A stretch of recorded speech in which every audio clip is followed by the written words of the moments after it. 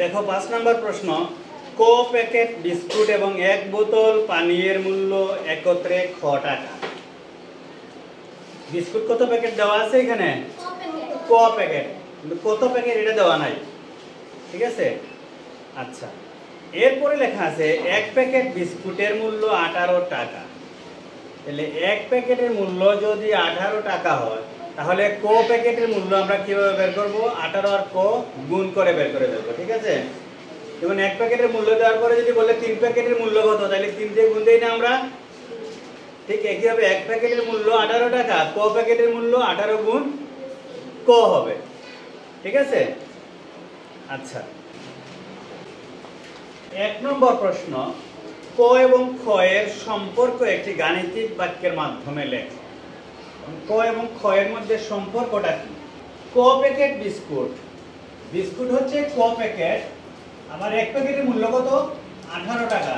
তাহলে ক প্যাকেটের মূল্য কি 18 আর ক গুণ দিলে হবে না? এই হচ্ছে বিস্কুটের মূল্য।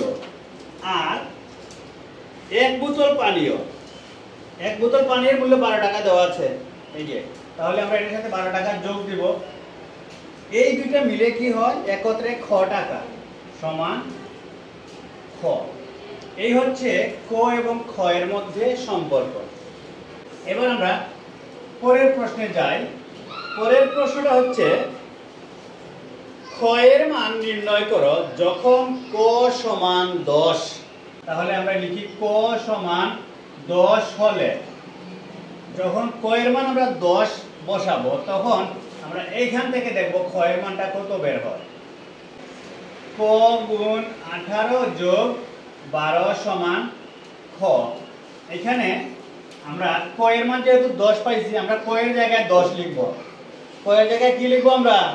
কারণ ক সমান 10 দেওয়া আছে। এখন 10 গুণ 18 যোগ 12 সমান খ।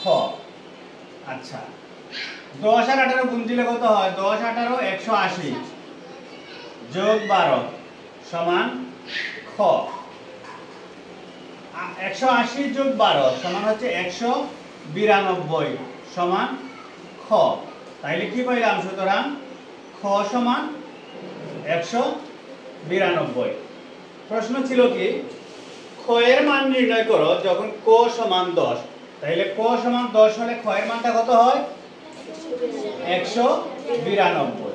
এই হচ্ছে আমাদের 2 নম্বর প্রশ্নের উত্তর। তোমরা এখন এই 1 নম্বর এবং 2 নম্বর প্রশ্নের উত্তর খাতায় উঠাও। এবার 3 নম্বর প্রশ্ন, ক এর মান নির্ণয় করো যখন খ সমান 120। তাহলে এখন লিখবো আমরা খ সমান 120 হলে, তখন আমরা আবার শুরু করব আগে পূর্বের প্রশ্নটা। প্রশ্নটা কি ছিল?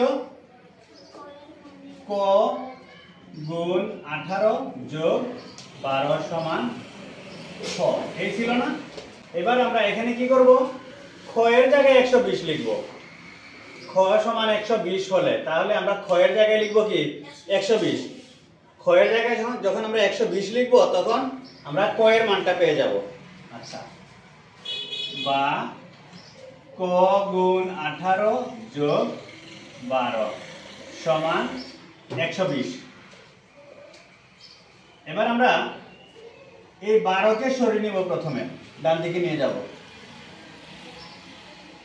থাকবে এখানে ক গুণ 18 সমান কি? এই 12 যোগ আছে, এদিকে গিয়ে বিয়োগ হয়ে যাবে। 120 থেকে আমরা 12 বিয়োগ করে ফেলব। বিয়োগ করলে থাকে কি? ক গুণ 18 সমান 10 থেকে 2 বিয়োগ করলে 8, এখানে রয়েছে 1, 1 থেকে 1 বিয়োগ করলে 0, 1 এর 1। কি পেলাম আমরা? ক গুণ 18 সমান 108। আচ্ছা, এবার আমরা এই 18 সরিয়ে দেব, থাকবে শুধু ক।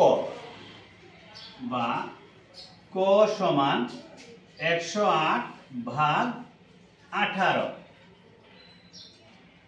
আচ্ছা, এবার আমরা 108 কে 18 দিয়ে ভাগ করি। তো এদিকে 18 দিয়ে 108 কে ভাগ করি আমরা। 18 এর নামতা আমরা অনেকে জানি, অনেকে জানি না। 18 কে 18, 18 দুগুণে 36, 3 18 54, 4 18 72, 5 18 90, 6 18 108। তাহলে আমরা 6 বার দিতে পারি এখানে। বা ক সমান কত পেলাম আমরা 6। এই হচ্ছে 3 নম্বর প্রশ্নের উত্তর।